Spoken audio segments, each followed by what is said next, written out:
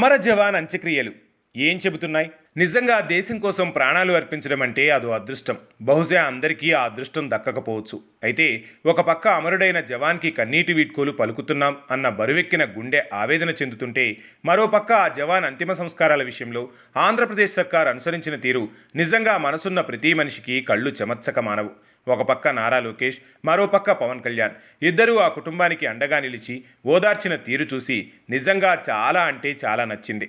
అంతేకాకుండా నారా లోకేష్ స్వయంగా ఆ యువ జవాన్ పార్థివ దేహాన్ని మోసినప్పుడు, చెప్పులు తీసి మరీ తన భుజంపై అమర జవాన్ దేహాన్ని ఎత్తుకున్నప్పుడు, ఇలాంటి నాయకుల వల్ల మనలాంటి యువకులు చాలా అంటే చాలా నేర్చుకోవాలి అన్న భావన కలిగింది.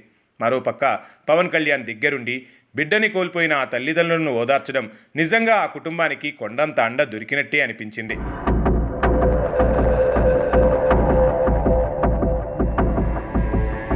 ఇవన్నీ ఒక ఎత్తైతే, మరోపక్క ఏదో వచ్చామా, ప్రోటోకాల్ ప్రకారం పరామర్శించామా, వెళ్ళిపోయామా అన్న ఫక్తు రాజకీయ నాయకుని తీరులా కాకుండా, మురళీ నాయక్ తల్లిని తండ్రిని దగ్గరుండి ఓదార్చి బ్రతిమిలాడి కాస్త ఎంగిలిపడేలా చేసిన మంత్రివర్యులు సవిత గారిని చూసినప్పుడు అనిపించింది.